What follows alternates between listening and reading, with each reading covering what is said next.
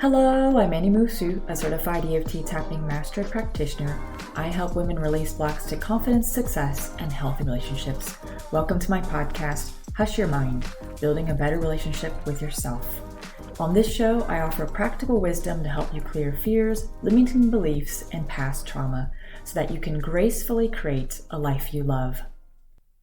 Welcome to episode number 13 of my podcast, Hush Your Mind, Building a Better Relationship to Yourself. Today, I'll be giving you tips on how to make positive affirmations work. Positive affirmations are everywhere.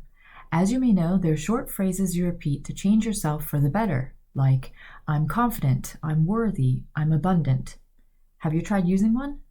Positive affirmations seem like a brilliant idea. Repeat one, and voila, all better. So why do they sometimes feel like lies? Positive affirmations seem to work for everyone else. What gives? I've been there. My frustration with this self-help tool inspired me to find out why they didn't work for me and what to do about it. So how do positive affirmations work? According to author Louise Hay, positive affirmations send the message to our mind that we're taking responsibility for changes in our life. Our internal dialogue, what we tell ourselves on a daily basis, plays an important role in our relationships, family, money, work, and health. Some people use the word mantras to talk about positive affirmations, but mantras are spiritual words or sounds, often in Sanskrit, that help us concentrate and deepen our meditation practice, like Om, love, and peace. Mantras aren't used to consciously rewire our brain towards a certain outcome.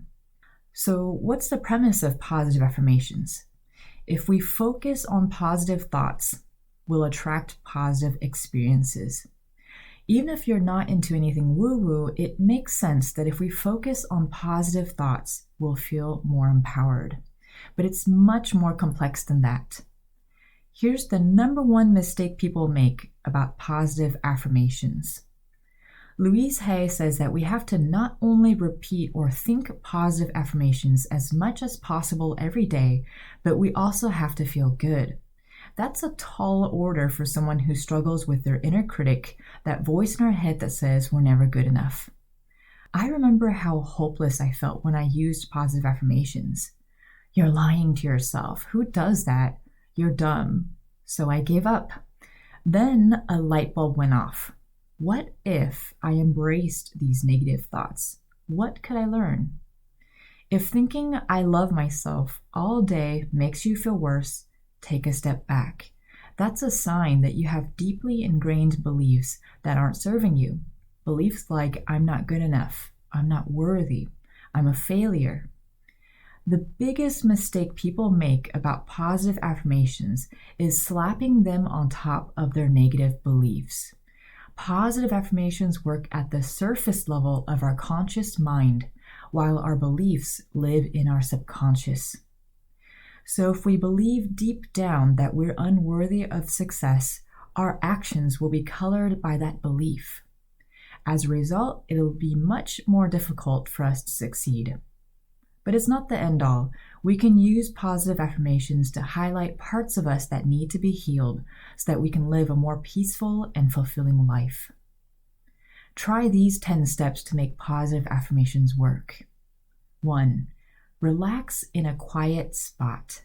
On your sofa, in an office chair, or in bed, whatever you like, make sure it's quiet enough so that you can hear yourself thinking. You'll see what I mean in a bit. Step number 2, pick a positive affirmation. Some examples are, I love and accept myself. I'm beautiful. I'm worthy. I'm good enough. I'm confident. Step number 3, say the positive affirmation. You can say it in your mind or out loud. If you like to write, you can jot it down in your journal. Some people say the positive affirmation while looking at themselves in a mirror. Step number 4, observe your thoughts. Right after you say the positive affirmation, observe any thoughts, emotions, images, or physical sensations that arise. Simply notice any resistance. Do you get a sinking feeling in your stomach? Does your throat tighten? What emotions are you feeling? What thoughts or images race through your mind? Step number 5, Allow your thoughts to flow. Resisting negative thoughts and emotions amplifies them. If we allow them to just be, they'll often float away on their own. Brace yourself, though, for a barrage of put-downs like "you can't do it," "stop being silly, loser," "give up now." EFT tapping can greatly reduce the tension. Just try this. Use 4 fingers of one hand to tap on the side of the other hand while saying or thinking this phrase 3 times. Even though I don't feel confident, or fill in with another positive trait, I accept myself anyway. Then tap on the other acupuncture points while saying, I don't feel confident. Tap on whatever arises next. If you've never tried tapping, you can learn the basic steps to EFT in my podcast episode number 3. Okay, step number 6, contemplate why this positive affirmation feels false. So if you picked the positive affirmation, I'm good enough, ask yourself, why do I think I'm not good enough? Consider the times you felt not good enough. Did parents, caregivers, or teachers neglect you? Did a classmate bully you as a kid? Does it seem impossible to satisfy your boss? Does your partner criticize your body? Step number 7, accept past hurts. It hurts so much, but even more so when we hang on. Take it from Anaya's Nin, and the day came when the risk to remain tight in a bud was more painful than the risk it took to blossom. Reckless sobbing and journaling are encouraged. You can also use EFT tapping to clear painful memories. My EFT services accelerate the healing process. Step number 8, look out for signs that validate the positive affirmation. With the example of I'm good enough, pay attention to big and small things. I made a healthy breakfast and took a walk. I'm taking care of myself. I strive to do my best at work. I'm learning how to communicate better in my relationship. Have fun with this. Treat it like a game and see how many moments you can catch throughout your day that validate the positive affirmation. Step number 9, enjoy how good it feels.